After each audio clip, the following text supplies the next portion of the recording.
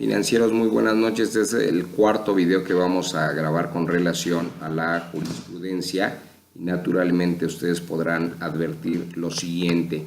Vamos en el consecutivo con relación a los artículos de la ley especializada a este respecto y naturalmente el siguiente artículo nos va a señalar con relación a lo que se advierte respecto de que el Pleno de la Suprema Corte de Justicia, las salas de la Suprema Corte, los plenos de circuito, los tribunales colegiados de circuito deberán remitir las tesis en un plazo de 15 días a la dependencia, en este caso de la Suprema Corte de Justicia de la Nación, encargada del Semanario Judicial de la Federación. Les voy a dar un tip para los que no ubican bien esta situación. Se trata de una dirección general dentro de la propia Suprema Corte y directamente, bueno, pues tendría que ser, ¿verdad?, el semanario judicial, pero los encargados de coordinar la compilación en este caso y sistematizar desde luego las tesis, pues es esta dirección general y ellos van a realizar todo el procedimiento para los efectos de cumplir con lo ordenado para su publicación. Con relación al siguiente artículo, ustedes van a advertir que en el caso del Semanario Judicial de la Federación se van a publicar las tesis que se reciban y esas tesis se van a distribuir en forma eficiente para facilitar desde luego su conocimiento. Si ustedes ven la segunda idea o el segundo párrafo en este caso, se desprende que igualmente se van a publicar las resoluciones necesarias en el caso o para constituir, interrumpir o sustituir la jurisprudencia y desde luego se van a publicar los votos particulares. Entonces, ¿qué les deja esto claro? Pues que en el caso de las jurisprudencias, ¿verdad?, en el caso de su publicación y en el caso de las resoluciones, hay a veces obligación o necesidad de que para constituir, interrumpir o sustituir las jurisprudencias pues se haga toda esta publicación y también se van a publicar las resoluciones que los órganos jurisdiccionales competentes estimen pertinentes. Eso ya será a solicitud. Entonces este es el requisito, ¿verdad? Si ustedes atienden al siguiente artículo, van a ver que cuando las partes invoquen tesis de jurisprudencia, si dije las partes, cuando invoquen tesis de jurisprudencia o cuando las partes invoquen precedentes, van a expresar, ¿verdad? Ya lo saben ustedes quiénes son las partes, quienes emiten, ¿verdad?, la jurisprudencia. Van a expresar desde luego los datos de identificación, los datos de publicación y en este caso se está refiriendo no a quien emite jurisprudencia, ¿verdad?, sino ustedes, por ejemplo, en el caso de los litigantes, ¿verdad?, tanto las partes que emiten jurisprudencia como las partes que actúan en un litigio, cuando citen una jurisprudencia deberán hacerlo con el debido cuidado y en este caso identificar plenamente los datos con relación a la publicación.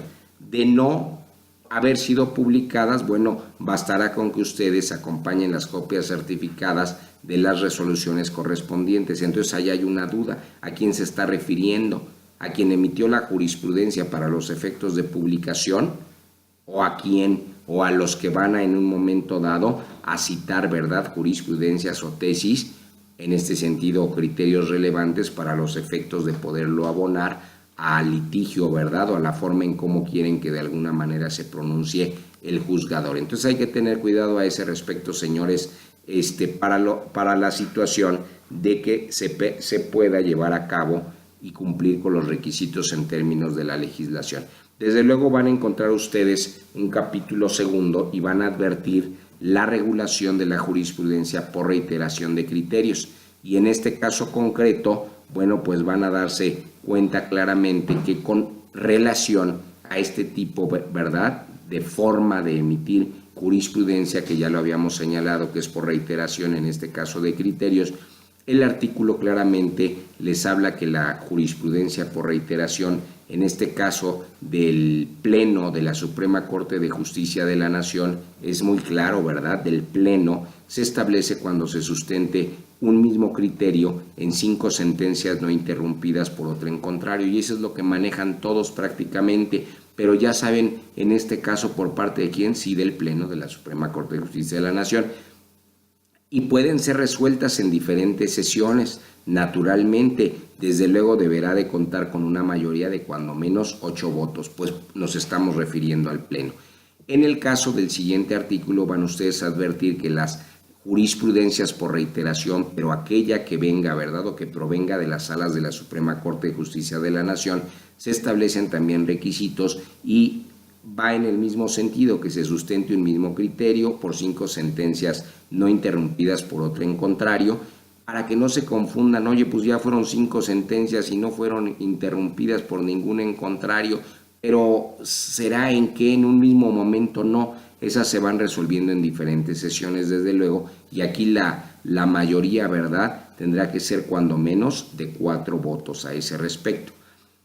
Cuando ustedes hagan el análisis respecto de otro artículo de la legislación especializada, van a entender que para el establecimiento de la jurisprudencia, la que se emita por los tribunales colegiados de circuito, en este caso, deberá observar los requisitos señalados en el propio capítulo. ¿A qué capítulo nos estamos refiriendo? Pues al capítulo 2, ¿verdad? Y a ese respecto, salvo el caso de la votación, que en el caso de la votación de aquella que sea emitida por los tribunales colegiados, aquí sí deberá de ser por votación unánime.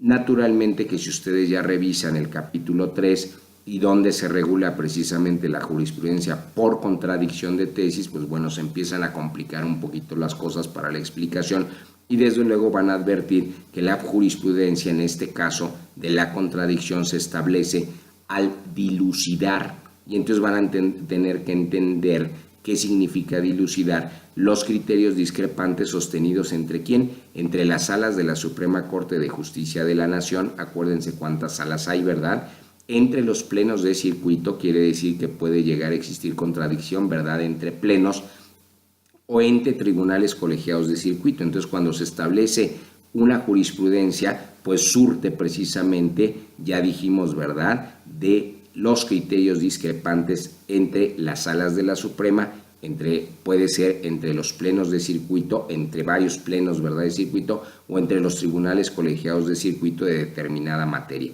Desde luego, tratándose de asuntos que sean de la competencia de cada uno de los que hemos señalado. Y así es como se van a resolver las contradicciones de tesis. Desde luego hay artículo expreso en ese sentido y se van a tener, ¿verdad?, o resueltas en los siguientes casos. Estamos hablando de la contradicción, no se pierdan. Desde luego el Pleno de la Suprema Corte de Justicia de la Nación, cuándo se van a tener esas tesis o cómo se van a tener por resueltas, pues se van a dilucidar, ¿verdad?, las tesis contradictorias. Se van a sostener entre cada una de las salas. Desde luego el Pleno de la Suprema Corte de Justicia de la Nación, o en el caso que sean de las salas de la Suprema Corte de Justicia de la Nación, y aquí dependiendo de la materia, ¿verdad?, así es como se debe de entender que si es materia diversa, pues va a ser un poquito complicado dilucidarlo, pero si se trata de la misma materia o tiene relación, a lo mejor podría considerarse para poderse someter, ¿verdad?, a dilucidarse en caso de que sean tesis contradictorias sostenidas, desde luego ya lo habíamos señalado, entre plenos de circuito de distintos circuitos, entre los plenos de circuito en materia especializada en un mismo circuito o sus tribunales de diversa especialidad, así como entre los tribunales colegiados de diferentes circuitos. Entonces dense cuenta que entre tribunales colegiados sí se puede hacer, aunque pertenezcan a diversos circuitos, entre plenos de circuito solamente cuando sea en materia especializada en un mismo circuito, ¿verdad?, y en el caso de tribunales de diversa especialidad. Naturalmente que entre los plenos de circuito se va a poder hacer siempre y cuando estos plenos correspondan a distintos circuitos. Y bueno, pues con relación a los plenos de circuito, cuando deban dilucidarse las tesis, ¿verdad?, contradictorias sostenidas entre los tribunales colegiados del circuito correspondiente, ustedes van a advertir del penúltimo párrafo del artículo en comento que se señala que al resolverse una contradicción de tesis en el órgano correspondiente va a poder acogerse, ¿verdad?, a uno de los criterios discrepantes. Puede sustentar a su vez, derivado de esos criterios discrepantes, todavía uno diverso y declara o pueden declarar inexistente o sin materia a ese respecto. En todo caso, la decisión se determinará, en este caso concreto, por la mayoría de los magistrados que los integran no olviden, ¿verdad?, que estamos señalando contradicción de tesis, en este caso concreto, y nos estamos refiriendo al caso de los plenos.